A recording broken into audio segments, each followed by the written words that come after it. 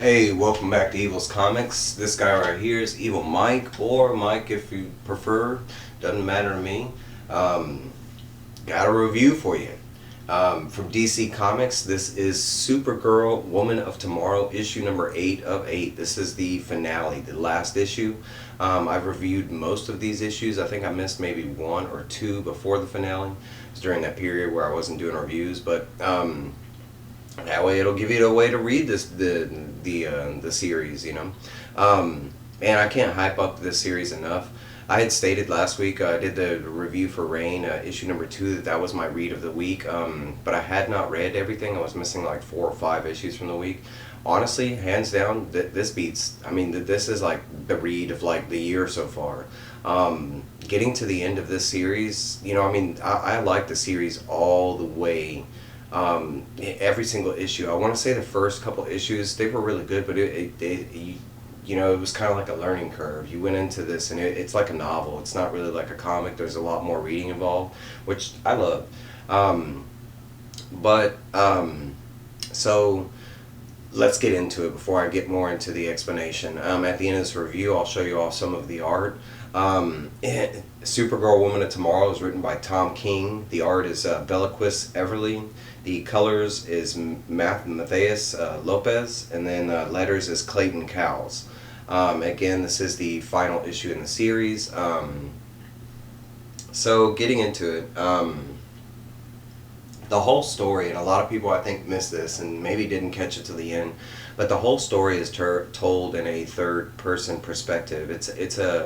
It's Ruthie, and Ruthie is the girl that's in the story with Supergirl, but Ruthie is telling you the story years later, and when she's doing so, it's all told through her memory and her perspective, how she saw Supergirl in those moments or going through those situations. So the book lets you know in the beginning that not everything in the book is necessarily true, or it's not really that she's not revealing as much as the truth, or more like she's kind of holding it back, so to say. She lets you know in the beginning of the story that this is her view of the things that happen. This is her view on Supergirl. This is her view, her takeaway from the events that happened. So as you're progressing through the story, the whole story starts out with Ruthie and Krim of the Yellow Hills, and Krim of the Yellow Hills ends up killing Ruthie's father, who is just a farmer. Krim is just this he's a part of like this big group called like the Brigade or something like that, the Braggarts or something like that. It's kind of like the Ravengers from Guardians of the Galaxy, but they're just a group of like intergalactic like space pirates who just go around and steal and razz planets and stuff like that. So after the events, Ruthie ends up, after her father gets killed, Ruthie ends up hiring Supergirl right from the get-go. Supergirl's with Krypto. Supergirl's celebrating her birthday, and she was trying to get away from like a yellow sun. She wanted to be as normal as she could on this birthday. So when she runs into Ruthie, she doesn't really have any powers, and like right off the bat they run into like they have their first interaction with Krim. Supergirl's with Krypto, and Krypto ends up getting injured, and not only that but poisoned. So that's kind of like the main reason why Supergirl kind of like continues on the journey with Ruthie, is to get this antidote to heal Krypto. I want to say the end of the second issue, she has her powers back, and it's just this amazing journey from comic to comic as they're trying to catch up with this guy Krim. They're trying to follow the clues that he's left, trying to find out where he's gone, throughout different solar systems and galaxies and stuff like that. But eventually in the comic they do end up catching Krim, and they finally have him on this one planet. It kind of looks like where they're at. It just looks like this desert island kind of location where Ruthie and Krim are, and Supergirl, it's like where they capture him, and eventually as they capture him, he calls like the Brigade or his crew, like the Ravengers or whatever, to come and save him. So currently at the like right at the last issue, we had Supergirl that was like facing that army, and you know, he was stating that they had dealt with Kryptonians before, so it wasn't like it was just going to be a breeze for her. Um, in that issue, we did see that Supergirl does, you know, they do end up like capturing her for a moment. We do see Comet, it's like a space horse that she rides, but we do see, well, he's just a horse, but he is able to, you know, fly in space, and he doesn't have to worry about oxygen, that kind of thing, and he's way faster than Supergirl, if that kind of paints a picture. Um, but Comet eventually like kind of burrows through and ends up kind of saving the day. She releases Supergirl, and then Supergirl just wreaks havoc on the you know, whole ship. Through the process of that, you know, Comet ends up like getting mortally wounded. They end up like shooting a kryptonite arrow into his chest or something like that. So she's in the process of like bringing Comet back to where they have Krim. Um, they do. They have this whole situation where, you know, Ruthie's with Krim, and Supergirl knows and realizes she has left Ruthie with Krim, and the whole point was Ruthie wants revenge. She's been telling, you know, Supergirl the whole comic that as soon as, you know, she gets Krim, she's gonna kill him. You know, it's that eye for an eye thing, and she's not gonna let that go, kind of thing. So now we're in that situation where Ruthie's all alone. She's got a sword. You know, Krim is all tied up. Even at the moment, he's gagged and he's blinded. He can't even talk back or look at what's going on. Eventually, Ruth, she allows the gag and the you know, the blindfold to come off, and she tells Krim, and she has this whole speech that she's been kind of, you know, coming up with for when she finally, you know, when they finally caught Krim, and she goes through and she tells him this whole speech, and at the end she finally goes to like, you know, and as she's doing this, she kind of like, you know, she does feel guilty because Supergirl trusts her, but at the, you know, and trust her not to kill Krim. They're supposed to be taking him to justice, but at the same time, she's like, I can't let this go. So she does do this whole little speech, and you know, eventually she goes to, you know, cut his head off or slice, you know. But she goes to kill him, and when she does, for some reason the sword, you know, kind of slices over him, and then she swings again, and it slices like right behind him, and it's like it's several of these where she keeps trying to, you know, and she's purposely missing, and it's not she's missing, it's just her mind and her body won't let her do it. She gets mad at herself. Krim kind of laughs at her and this kind of stuff. And eventually she realized it has something to do with her father's values. It's because he's tied up and this and that, and you know, he you know, technically she can't kill like an unarmed man, kind of thing is what she's thinking. So eventually she does release Krim, and Krim's like, haha, it's still not fair, you know, you know, you got the sword, and even though I'm not tied up anymore, you still got the sword, you know, versus just a man with his fist, you know. So she does the moral line again, and she throws the sword in the middle of the sand, and she's like, look, now it's fair. Technically it's not fair because, you know, you're like this, you know, space pirate, you've been trained, blah blah blah, you know, you're a killer, you know, I come from this planet of farmers, you know, my father was a farmer, kind of thing, you know. So she, even though she does fall through with the fairness of the fight, she even states that even you know, it shouldn't be considered a fair fight, but she still goes ahead through with it. As the fight goes down, you know, Krim just believes he has the upper hand, he has the experience, he has the knowledge, and as soon as the fight gets out, it's not like that at all. He doesn't even land one blow. He's too busy going for the sword. As soon as he goes in for the sword, she goes for his feet, knocks him down.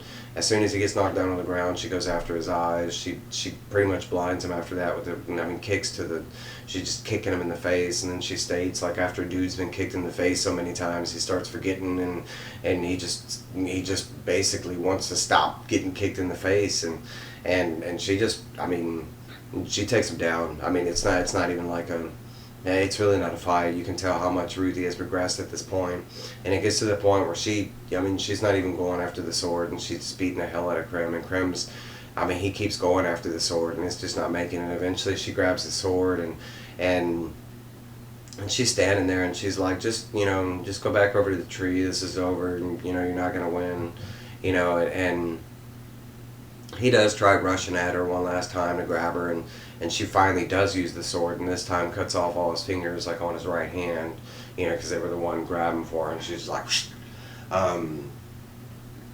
at this moment, you know, he's just broken on the ground, kind of thing, and you know, he's all freaking out over his hand. He's all in the sand, rolling around, you know.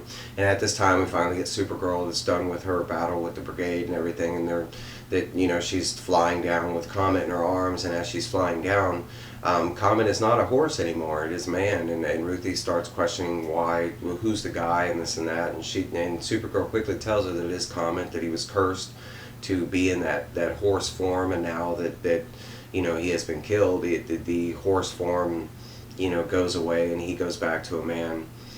They do spend some time burying Comet, and eventually, like, it gets to that point where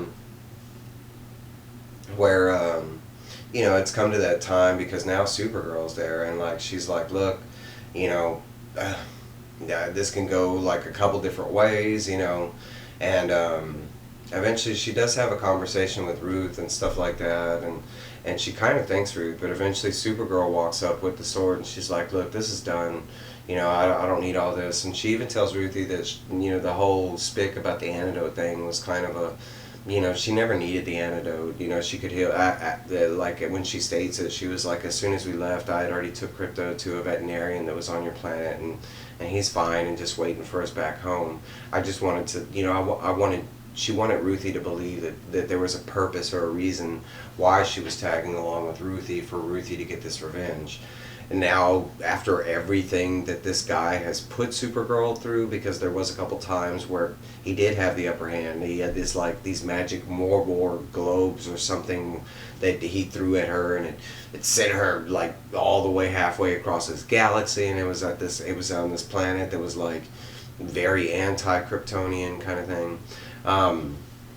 So she has got to the point, after explaining this to Ruthie, that, you know, I mean, if she's done with all this, she does take the sword, and she does the same thing where she goes and swings and everything, and still it's kind of the same thing. She can't do it. Eventually, you know, they you know, it's Ruthie that talks her down, and it's that whole, like, image that Supergirl has that, you know, she just can't kill, you know, the justice has to work, you know, this and that. And it's Ruthie that really talks her down right before, you know, she's going to lay that killing blow and this and that. And deep down, it's not even that, like, Supergirl needed Ruthie to do it, but it was more like it was kind of the test, and she wanted Ruthie to do that kind of thing. You know, she wanted Ruthie to make that decision versus killing him, then, you know, having him serve justice and this and that. So from that point on, like, after they've made that decision, the book jumps forward, and we finally see where the story is being told. And Ruthie is at a very, very old age. I want to say she looks to be in her 90s, or maybe even past that. Her being of alien descent, we don't really have a timescape on how old she is, but they do show her appearance as very, very elderly. She's on a planet, and she has children and stuff like that. You know, she's had a life, and Supergirl and Crypto fly in, and Supergirl tells her, and Supergirl looks different, and she's in a different costume. You can tell she's aged a little bit, but not too much. She still looks like the same, pretty much the same as Supergirl. And Crypto's with her. Crypto looks the same, you know. And basically, Supergirl tells her it's time, you know, and Ruthie says, yeah, I kind of figured it, and they end up walking out to this hill, and it's the hill where her father was, you know, buried. But they end up going out there, and they eventually put Krim in the Phantom Zone, and now Supergirl has come back, and she has it's like it looks kind of like a picture, you know. I don't know how to put it. It's because the Phantom Zone is a big place, but they're able to take, like, little sections off it, and that's what this is. It's like his little cell within the Phantom Zone. But she basically takes it out, reveals it to Ruthie, telling her it's time. Ruthie telling her, yep, but, you know. And then Supergirl kind of explains, before she takes him out, that Krim has been there for years and years. She goes into you know, like, for the first 100 years, he was the same Krim. And then at that 100 years, like, something happened, and he started to regret and repent everything that he had done. 200 years later, like he finally, it was a completely changed man, something like that, where he was really trying to atone for all the bad stuff he had done, and it wasn't just a saying anymore. He was physically doing it. But all in all, I think it was like a 600 or 800 year stretch it took to change like this bad man into something completely different. And I almost get the feeling that that amount of time he was just kind of reborn in a way, like not knowing, not being able to do what his evil heart wanted to do, kind of thing. But you know but she does say that eventually he's a changed man, he's a good man, blah blah blah, and his time has been served, kind of thing. Supergirl does release him after telling Ruthie this, and she releases him, and she tells Krim, and Krim's old, and he's beaten, he's on the floor, and he's I'm free, and Supergirl tells him, hey, you're finally free, you have, you've served your sentence, you've made you have definitely walked the path to achieve, the a better self, and then Supergirl kind of walks away, and then Ruthie, she kind of looks at Krim, and Krim is like, Krim looks at her, and she's like, I'm sorry, I'm sorry for all this, and I truly am, and, he was like, all this time I've had to think about it. And like right there, Ruthie has this cane, and she unsleeves this thing, and she instantly like sticks it in his chest and kills him, and then walks off. And they kind of meet back up at the house, and basically Supergirl and Ruthie. That was kind of like always the plan, like, and that's kind of where the book leaves off. I don't want to go into like the final conversation that happens with Ruthie and Supergirl, but you can kind of come to the conclusion what it is. But this issue, like, honestly, it got me to cry.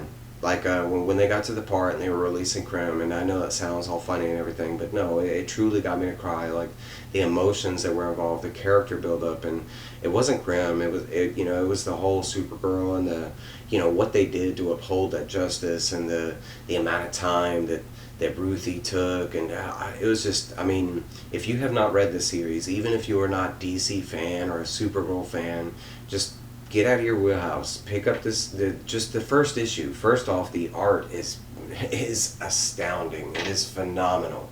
But the story alone is just epic. Each issue to each issue, it delivers, it gives you juicy content. It's not, none of the issues are filler.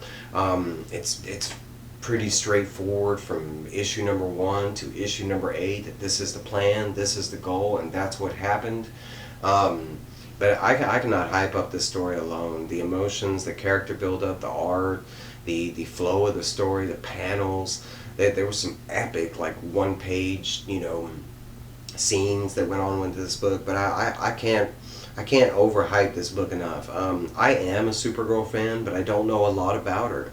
I've always been a Supergirl fan, but I've never actually, like, kind of delved, like, kind of really read a lot of her stuff. So saying that, even if you are not a Supergirl fan, this is a book where you don't have to know anything about Supergirl.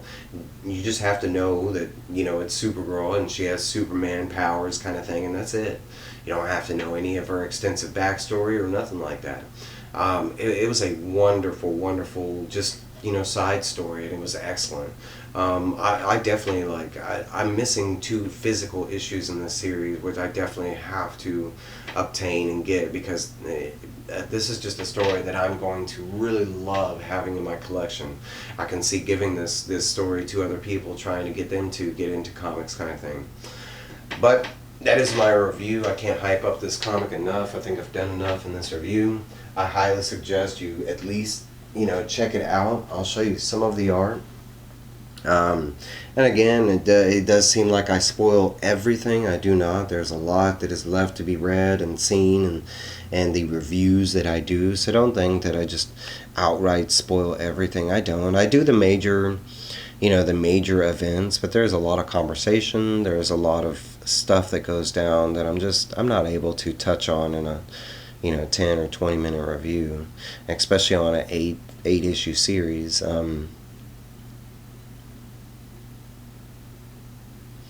The art was fantastic. There's a spread that's coming up. Yeah, right there.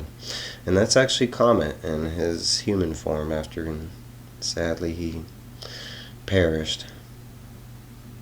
But hey, that's my review, guys. Please like, comment, subscribe. Please comment. You know, if you have read this series, let me know what you thought. You know, how did the ending, you know, come across to you, you know? Please comment. But hey, guys, thanks for watching, and I will see y'all later. Bye.